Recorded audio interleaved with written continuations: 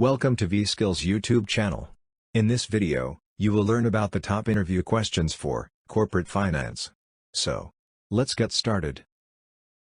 Question number 1. What do you understand by cash system of accounting? The answer is, cash system of accounting records only cash receipts and payments, assuming that there are no credit transactions.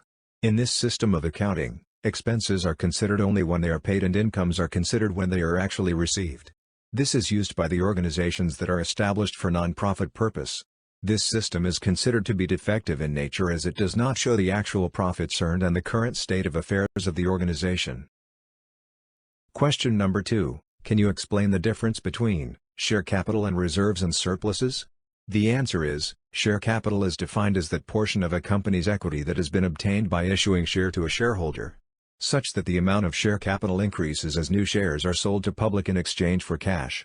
On the other hand, reserves and surpluses indicates that portion of the earnings, receipt or other surplus of the organization appropriated by the management for a general or specific purpose other than provisions for depreciation or for a known liability.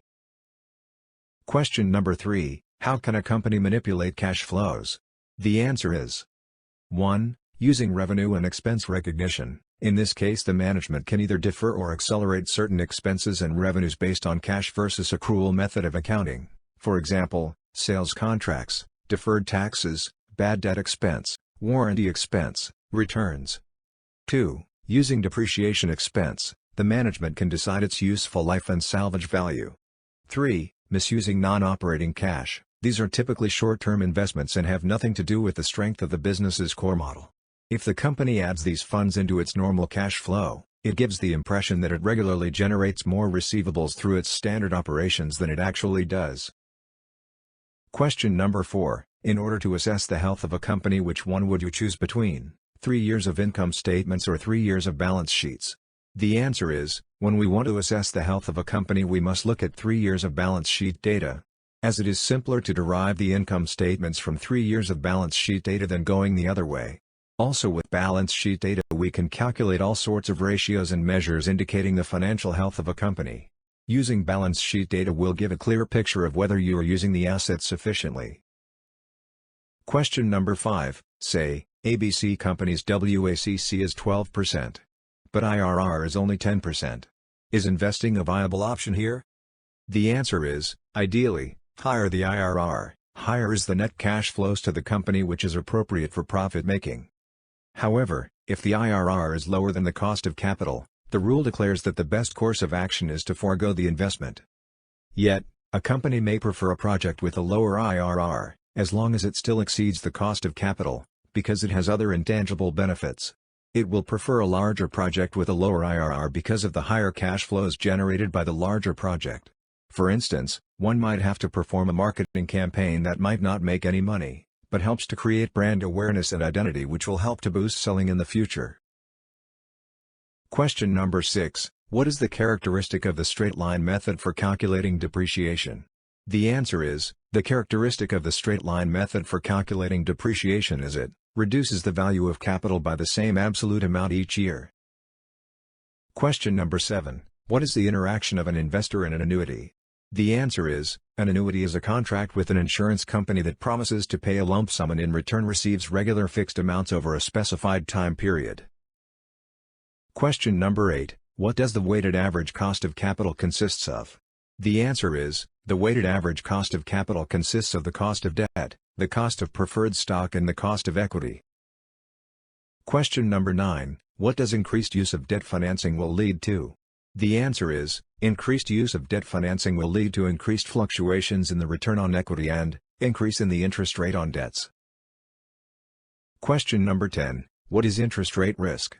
The answer is, interest rate risk is a type of systematic risk, refers to the uncertainty of future market values and of the size of future income, caused by fluctuations in the general level of interest rates. Question number 11. Which method calculates the rate of discount at which net present value of a project becomes zero? The answer is, the internal rate of return, IRR, is the discount rate that determines the relationship of NPV equal to zero. Because of this, if the internal rate of return is used to discount an investment's expected cash flows, the net present value should be equal to zero.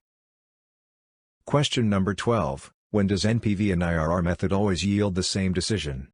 The answer is, the NPV and IRR method always yield the same decision, only when a single project is evaluated. Question number 13. Explain 3 sources of short-term finance used by a company. The answer is, 1. Trade credit. In this case, the buyer of the goods purchases the goods on credit. The buyer pays no cash to the seller at the time of buying the goods, only to pay at a later specified date. It is based on mutual trust. 2.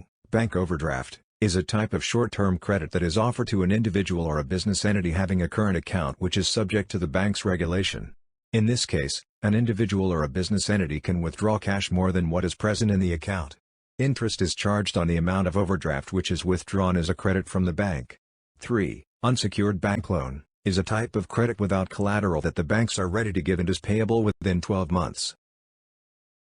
Question number 14. What is EPS and how is it calculated? The answer is, EPS is the earnings per share of the company. This is calculated for the common stockholders of the company.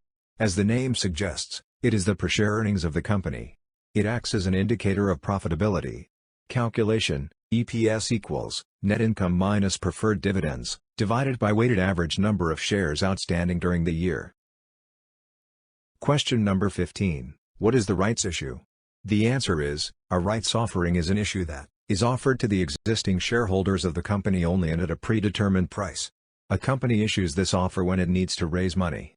Rights issues might be seen as a bad sign as the company might not be able to fulfill its future obligations through the cash generated by the operating activities of the company. One needs to dig deeper as to why the company needs to raise the capital.